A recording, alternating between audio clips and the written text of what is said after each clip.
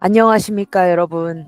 매번 안녕하십니까, 여러분으로 인사를 하니까 오프닝 멘트처럼 됐는데 딱히 오프닝 멘트가 정해져 있진 않았는데 하다 보니 이렇게 계속 하는 것 같아서 제가 계속 편집을 하면서 듣는데 약간 머쓱하긴 하더라고요. 맨날 안녕하십니까, 여러분 이러고 시작을 해가지고 근데 시그니처를 생각하고 앞으로도 꾸준히 어디서 인사를 좀 만들어야 할까요? 이제 뭐 차차 정해보기로 하고 첫 번째 두 자릿수 회차인 10화에는 이 회차는 그동안에 저희 북너먼트나 북치기 족치기나 혹은 뭐 그 외에 이제 새 작가 소개회나 이런 거를 들으시지 않으셨더라도 이 회차만 들으시더라도 충분히 이제 유용한 정보가 될 수 있겠다라고 생각이 듭니다. 허나 이 회차도 저희 독서 팟캐스트 안에서 이제 연계되는 회차이기 때문에 바로 전 회차였던 이제 9화에서 나왔던 책 제목 중에 하나를 약간 차용해서 제가 준비를 했는데요. 이제 9화에서 제가 이제 방아님께 픽해준 책이었죠. 트럼프 2.0 시대 괄호치고 글로벌 대격돌이 시작된다 괄호 닫고라는 엄청나게 긴 책 제목이 있었는데 그거를 조금 차용해서 책 대격돌이 시작된다라고 제가 정해봤습니다. 한마디로 저희가 오늘은 뭐 순위를 따로 매기거나 뭐 승자를 매기거나 그런 회차는 아니지만 저랑 방아님이 각각 3권씩 책을 선정해서 3등, 2등, 1등으로 나눠놨습니다. 뭐 그 중에서 뭐 단연 1등 이런 걸 뽑는 건 절대 아니고요. 그냥 이런 책들이 요즘에 읽었던 책 중에 좋았다 하는 것들을 꼽아왔으니까 편하게 들어주시면 되겠습니다. 방아님 이번 회차 준비하면서 어떤 마음가짐으로 준비를 하셨을까요? 책을 찾는 게 좀 어려웠어요. 무슨 책을 소개를 해야 할까 이런 생각이 들었고, 뭐 제가 독서량이 그렇게 많은 사람이 아니기 때문에 이런 고민을 또 했던 것 같은데. 거짓말! 아니 정말요. 그래 제가 다독을 하지 않아서 조금 이런 내가 책을 추천해도 되나 하는 생각이 저의 유일한 마음가짐이었달까요. 그래서 좀 개인적으로 어려웠고, 제가 가진 한국 책들이 전부 한국에 있어요. 뭐 당연한 얘기긴 하지만 저는 한국에 없잖아요. 그렇다 보니까 이게 좀 더 힘들었던 것도 있습니다. 이번에 이제 항상 저희는 이제 녹음을 하기 전에 이런 이미지 자료를 만들기 위해서 서로 간에 정보를 공유할 때가 많은데 이번에 책을 받고 나서 저는 울상이 되었습니다. 너무 전문적인 냄새가 나는 책들이 있는 거예요. 근데 제가 꼽은 책들은 정말 라이트한 소설들 위주거든요. 오히려 이게 좋을 수도 있다. 그래서 저희 이제 본격적으로 3등부터 요 근래 읽었던 책들 중에서 좋았던 책 바로 소개 올려보도록 하겠습니다. 자, 3위입니다. 제 책 하나, 이제 방아님 책 하나 계속 이렇게 뜰 거고요. 승자가 꼽은 책은 원모 씨 이야기 604 글 그림이고요. 그 다음에 방아님이 꼽으신 책은 미리 죄송합니다. 제가 영어가 그렇게 좋지 않은데 열심히 해볼게요. The Book of the Bird. 그리고 저자는 헤일랜드. 그리고 앵거스입니다. 약간 읍시둡시한 이제 발음인데. 이게 한 사람일 거예요. 한 사람. 근데 왜 콤마가 있는지 아마 모르겠지만. 그게 성이랑 이름이 바뀌어서 요즘 이제 써야 음, 돼서 아마 헷갈리지 아, 말라고. 근데 이렇게 쓰니까 더 헷갈리긴 하네요. 교본에 그렇, 이렇게 쓰여져 있더라고. 그렇다면 이제 이게 그냥 헤일랜드 앤 구스라는 분의 책으로 저희는 이제 이해하고 진행하도록 하겠습니다. 그리고 여기서 약간의 특이점은 뭐냐면 이제 방아님이 꼽으신 책 같은 경우에는 한국 정식 발매가 된 책은 아니고 해외 주문만 가능하다는 점 미리 참고사항으로 남겨드립니다. 왜냐면 또 이 책을 관심 있게 또 읽고 싶으신 분이 계신다면 영어를 조금 해석을 하셔야 된다. 네, 그 점 미리 말씀을 드리면서 방아님 먼저 한번 말씀해 주시겠어요? 너무 궁금했어요, 사실 이 책에 대해. 사실 저는 이 책을 원서로 읽진 않았고요. 저는 불어 번역이 된 걸로 읽었거든요. 이게 제가 이제 영어를 불어보다 더 잘 못해요. 뭐 잘하는 건 아니지만. 아유, 예, 그 프랑스 자수 책도 받으셨잖아요. 그렇죠. 또 마음이 조금 씁쓸해지는 부분이 없지 않아 있는데, 아무튼 저는 이 책을 프랑스어 번역된 걸로 읽어서 아마 조금 차이가 있을 수도 있는데요.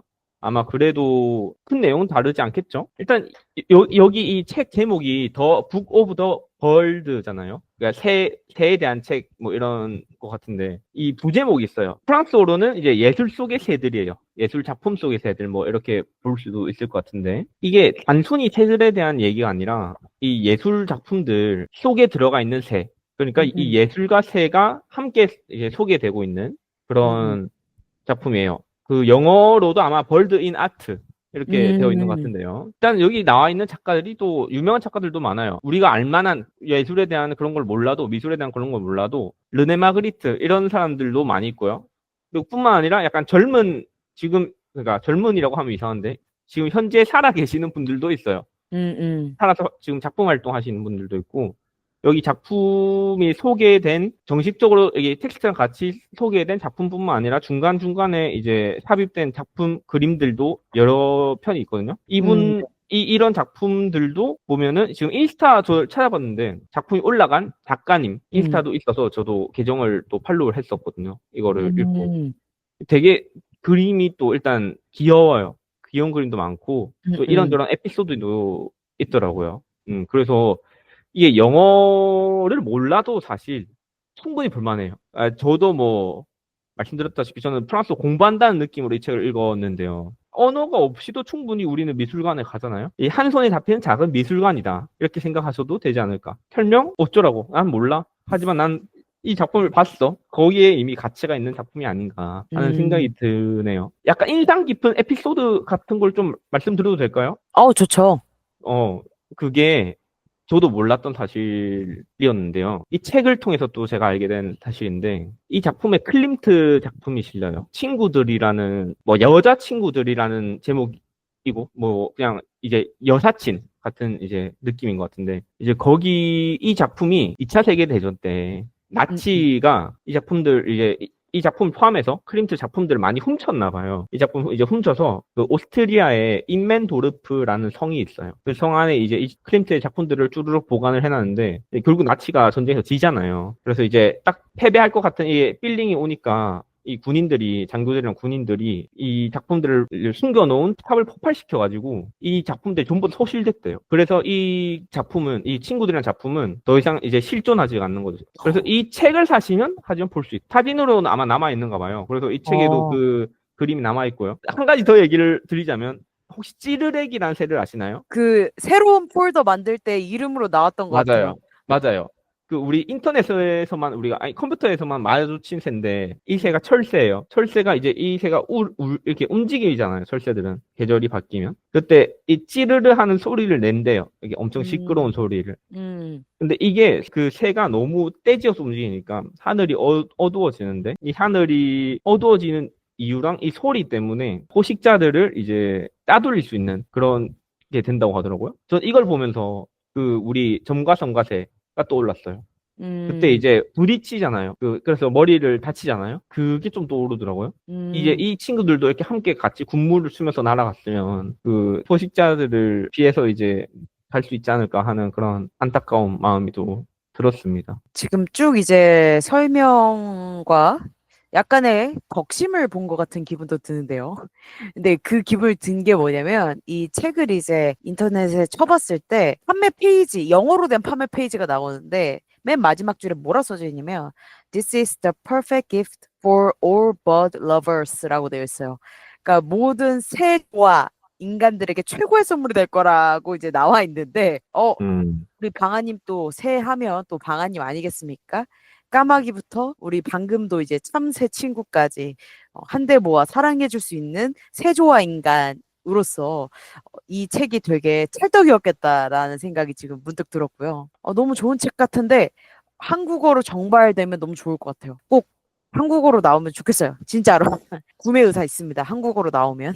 음, 영어 어려워요. 팝하고 계속 돌려야 되는데 너무 힘들 것 같아요. 손에 쥐날 것 같아요. 팝하고 계속 이미지 계속 찍어갖고 음, 번역 돌리다가 엄지에 쥐가 날 것 같아서. 그래서 이제 강아님의 The Book of the Bird라는 책 소개는 이제 이 정도로 마무리가 되는 것 같고요. 이제 다음으로 제가 이제 갖고 온 책인데, 제 책도 그림책입니다. 근데 이 604라는 작가님께서 직접 그림과 글을 다 수작업으로 독립 출판하신 책이에요. 그래서 이 원모 씨 이야기 같은 경우에는 따로 이렇게 출판사가 이제 적혀 있지 않습니다. 이분이 다 하시는 건데, 근데 포인트는 교보문고도 팔고요. 다 팔아요. 그래서 언제든지 구매하실 수 있다는 점. 그리고 이거 내용에 대해서 말씀을 드리자면 정말 짧고 굵습니다. 머리카락이 계속 빠지는 사람의 이야기입니다. 그래서 비극적이네요. 근데요, 전혀 네. 비극적이지 않아요. 어, 처음에는 그래요? 세 올로 시작했던 머리가 두 올이 되고 한 올이 되는, 그리고 결국에 끝끝내 그 한 올마저 지키지 못하고 It's gone 아하. 돼버리는 상황에 도래했을 때 주인공이 행동이 변하거든요. 이제 배째라는 식으로 변해요. 나 이제 남은 머리칼도 없어. 흥칫뿡칫. 나 이제 내 멋대로 살 거야. 이러면서 이 삶 속에서 스트레스를 조금 덜 받는 스탠스로 바뀌어요. 예. 오히려 없으니까 더 스트레스가 없다. 맞아요. 예. 지킬 음, 게 이제 없으니까. 오히려 둘 남았을 때는 막 그거 어떻게 해야 되지? 막 고민도 하고. 한 올 남았을 때는 병원 가서 이거 웃잡니까? 막 이런 장면도 나오고 하거든요. 그런 느낌. 소유, 예. 네, 맞아요. 약간 그런 느낌이 있는데 실제로 책에서 웃잡니까라고 하지 않습니다. 그냥 제가 설명하는데 이렇게 하는 거지. 책에서는 사실 뭐 한두 줄밖에 없어요. 글 같은 경우에는. 거의 다 만화가 대부분이고. 그리고 마지막에 이제 하늘마저 사라졌을 때 이제 무소유의 심정으로 바뀐 그 삶 속에서 이 사람이 어떻게 변화했는가. 그리고 그 끝이 어떻게 됐는가. 사실 그게 반전이 있거든요. 되게 짧은 책이어서 금방 또 읽으실 수 있고 또 이 지금 이미지를 보시면 책 표지에 나와 있죠. 단 한 올의 머리카락을 가진 사람이 보이실 겁니다. 잔잔한 미소를 띄운 채. 너무 약간 귀엽습니다. 산 위에 나무가 한 그루 심어져 있는. 맞아요. 네. 예, 약간 동산 위에 한 그루의 나무 같은 네. 그런 느낌인데 실제로 이런 그림체로 책을 많이 내셨거든요. 대부분 다 이렇게 다 귀여운 그림체시고 음, 그래서 저는 오히려 이제 뭐 이렇게 색감이 들어간 책들도 있고 한데 이거는 아예 흑백이거든요. 근데 그래서 더 좋았어요.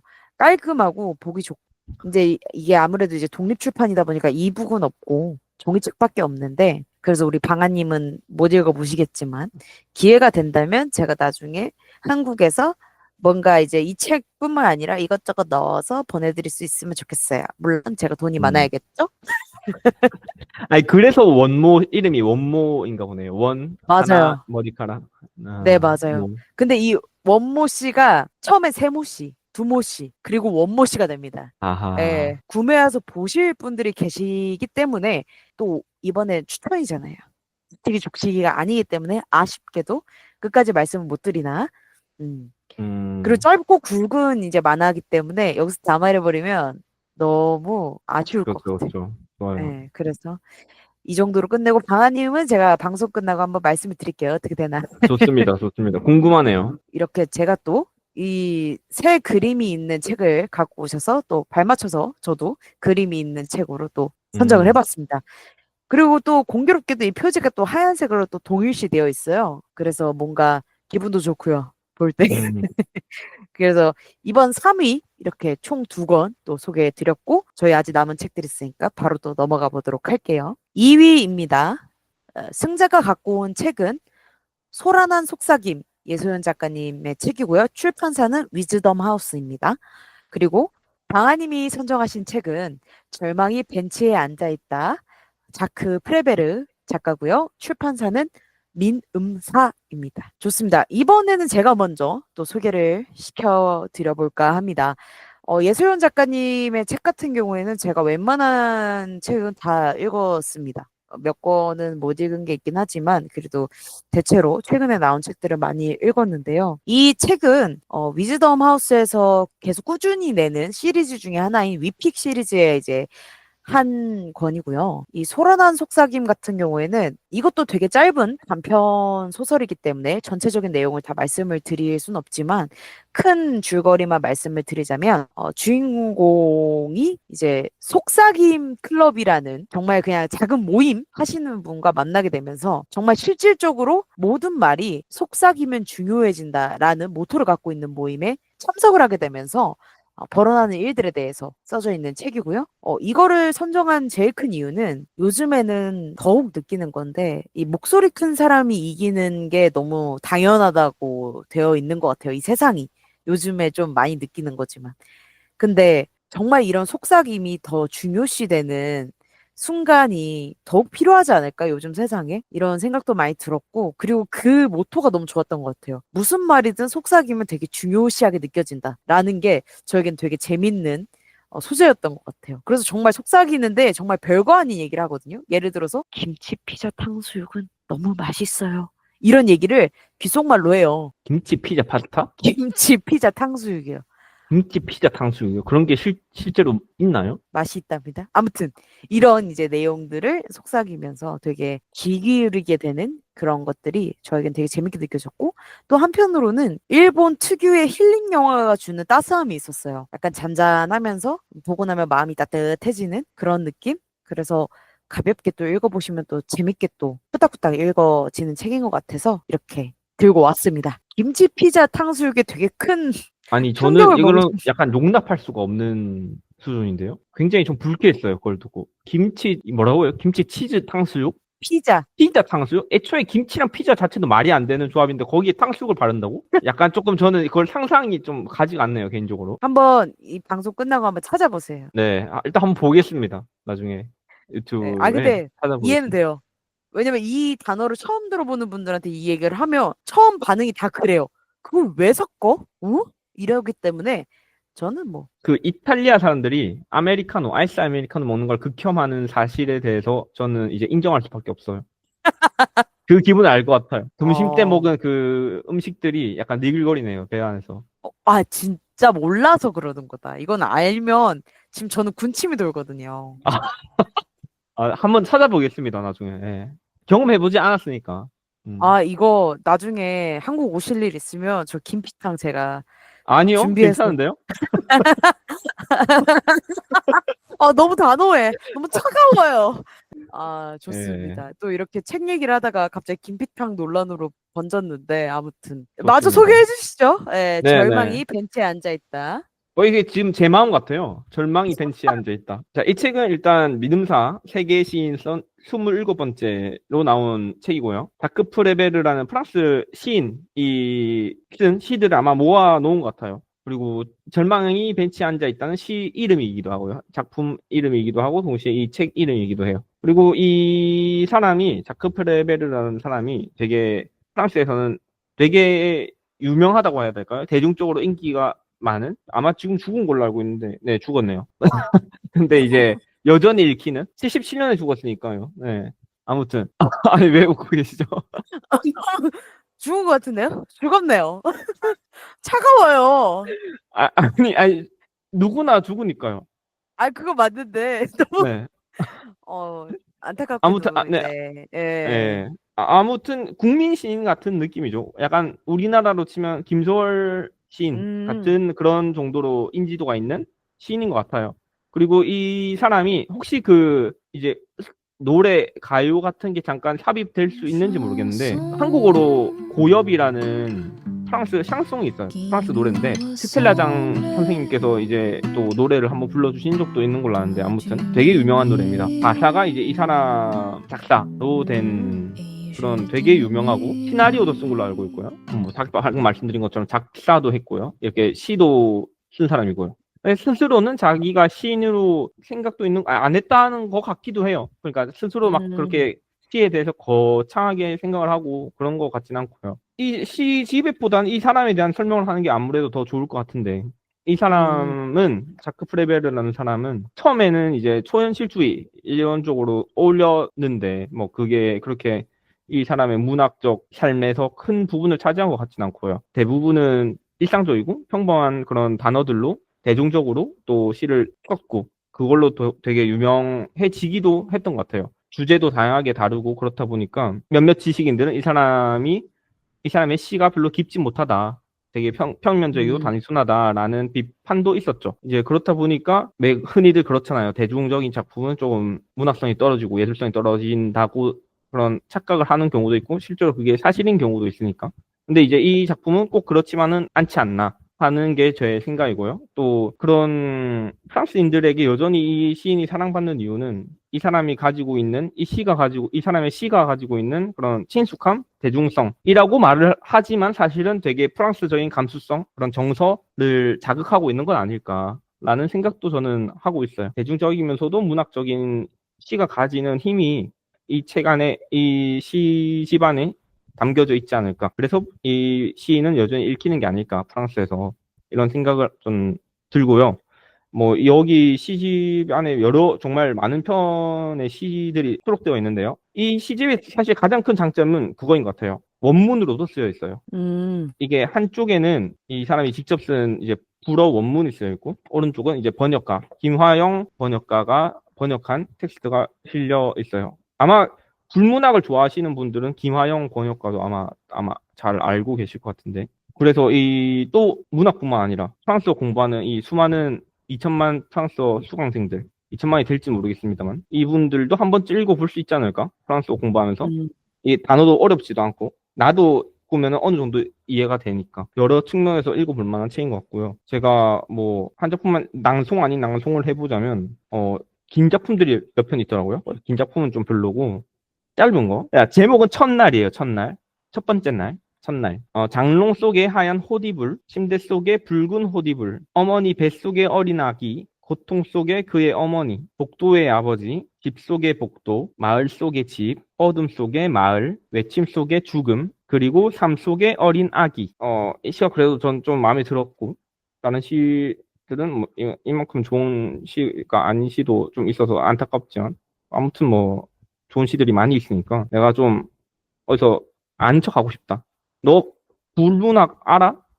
너 프랑스 시 한번 읽어본 적 있어? 이 작가 프랑스 완전 유명한 노래도 쓴 사람인데 이렇게 아는 척하면서 좀 뽐내기 좋은 책이 아닌가 이 책은. 제목도 좀 그럴듯하잖아요. 진짜 한번 읽어보고 싶고 방금 그 낭송해주신 그 시 같은 경우에도 지금 관점으로 얘기하자면 드론으로 이렇게 딱 띄었을 때 점점 작아지는 어떤 마을의 모습이 이렇게 보여지는 것 같은 느낌이 들고 그 안에서 다시 어린아이로 귀결되는 또 시의 맛이죠. 또 그게 그런 것도 잘 느껴져서 이분이 왜 영화를 쓰실 수 있는가에 대한 것을 방금 그 시로 저는 확실하게 느꼈던 것 같아요. 그렇게 딱 이미지적으로 보여지는 듯한 느낌이 확 들어서 되게 좋은 시다라고 느껴졌습니다. 물론 또 방아님이 말씀하신 것처럼 아닌 것도 있겠죠. 근데 그거는 뭐 다른 책들도 마찬가지로 생각해요. 제 맞아요. 소라나 속삭임도 그렇고 모든 페이지가 다 주옥 같을 수는 없어요. 네, 그래서 저는 하나만 좋아도 그 책은 좋았다라고 저는 생각하기 때문에 한번 읽어보고 싶네요. 또 소라나 속삭임도 좋아요. 진짜 좋아요. 근데 1위로 우리가 얘기할 게 많을 것 같아서 또 1위 한번 바로 넘어가 보도록 할게요. 대망의 1위입니다. 승자인 제가 꼽은 1위는 플라스틱 세대 김달리 작가님 거고요. 출판사는 한겨레 출판사입니다. 그리고 방아님이 꼽아주신 1위는 아큐정전, 작가는 루신이고요. 출판사는 반니입니다. 이번에 이 책들 소개를 하기 앞서서 그냥 이건 꼭 얘기하고 싶었어요. 둘 다 표지가 장난 아니게 이쁘네요. 그러네요. 깜짝 놀랐어요. 저 이 반니 출판사에서 나온 이 아큐정전, 솔직히 아큐정전은 많이 나와 있잖아요. 다른 출판사에서도 너무 이쁜 거예요. 그래서 우와 짱 이쁘다 이러면서 표지가 요즘에 진짜 표지만 봐도 거의 뭐 전시회예요. 책들이 다. 배가 불러요. 이렇게 전시만 해놔도. 출판사에 얼마나 큰 노고 아니겠습니까? 많은 진짜. 독자들을 불러오기 위해서. 너무 잘 뽑으세요, 요즘에. 진짜. 정말 대단하죠. 3위를 또 먼저 해주셨으니까 1위도 이제 방아님께서 먼저 이 아큐정전에 대해서 얘기해 주시겠습니까? 아마 아큐정전 이 작품은 읽어보신 분도 되게 많을 것 같아요. 되게 유명한 작품이고 루신이라는 작가도 마찬가지고요. 그리고 이 작품을 이제 번역한 건 문현선 번역가고요. 이제 아큐정전은 단편 소설이에요. 단편 소설이고 그래서 이 책 안에도 여러 가지 루신의 단편 소설들이 들어가 있어요. 강인일기, 아큐정전, 쿵이지, 약, 작은 사건, 머리카락 이야기, 풍파, 모양, 술집에서 축복 이렇게 해서 딱 10개의 작품이 들어가 있고요. 이 작가가 되게 저는 흥미로웠어요. 이 사람이 1881년도에 태어났고요. 몰락한 양반 가문이라고 해요. 처음에는 일본에서 의학 쪽으로 공부를 했는데 문학으로 전향을 했다고 해요. 그리고 제가 이제 볼 때 루신이라는 작가는 저만 그런 건 아니겠죠. 루신이라는 작가는 엄청 그 당시에 중국 사회를 비판하던 그런 작가인데 자기가 의학을 공부를 했잖아요. 의학이란 게 아픈 사람들을 안 아프게 고치는 일을 하는 학문이고 일인 거잖아요.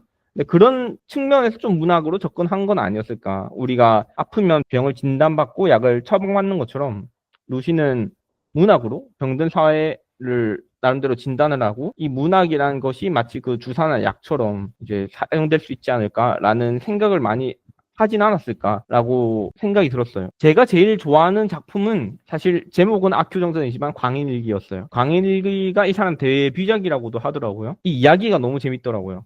광인일기란 이야기가. 화자가 두 명이에요. 첫 번째 아주 짧게 등장하는 이 화자가 있고요.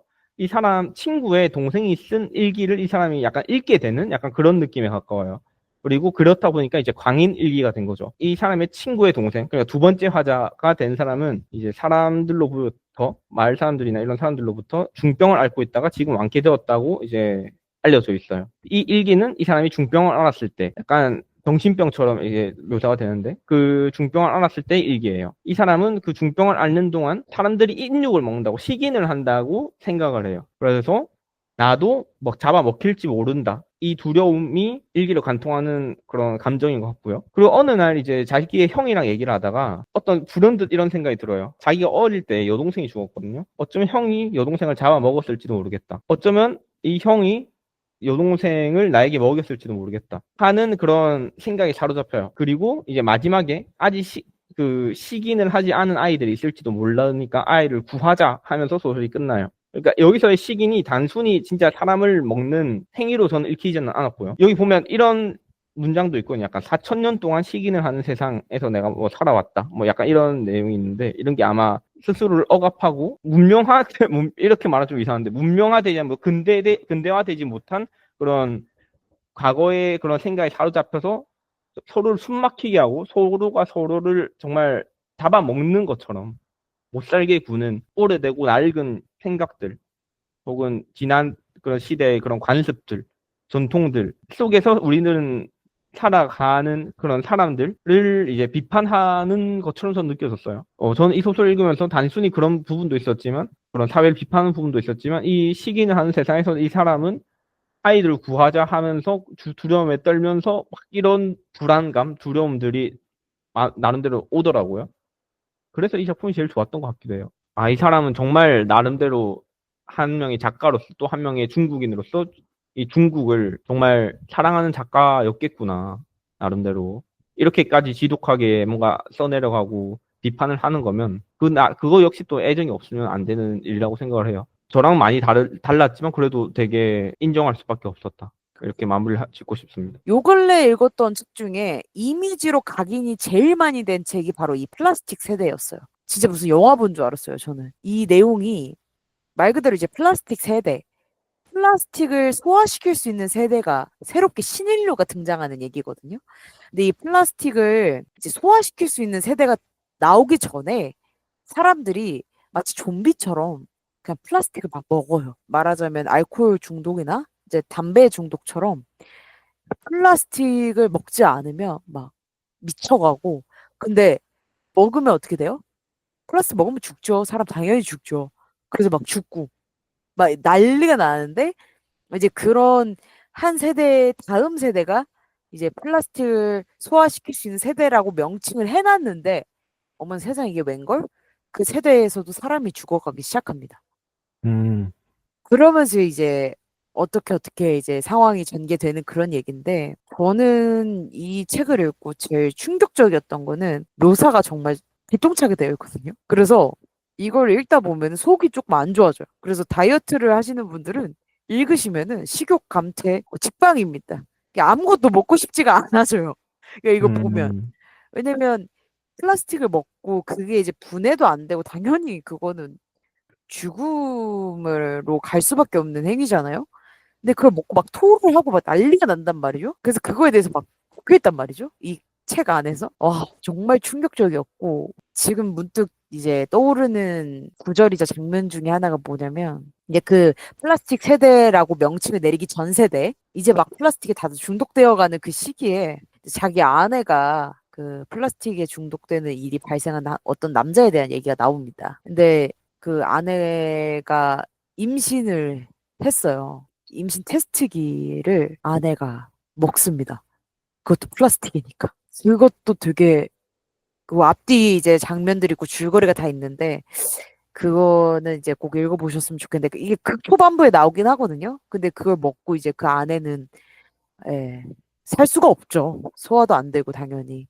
그러면서 이제 나오는 이야기들도 있고 그 플라스틱을 다 먹으니까 사람들이 이제 그 흔히 말하는 진실의 의자라고 하죠. 편의점 앞에 있는 그 플라스틱 의자 있잖아요. 그르륵 그 의자에 이빨 자국이 나 있다고 이렇게 써져 있는 장면이 있거든요. 와, 나 재밌네요. 충격이었어요. 저는. 그러니까 이게 그냥 이렇게 들으면 에?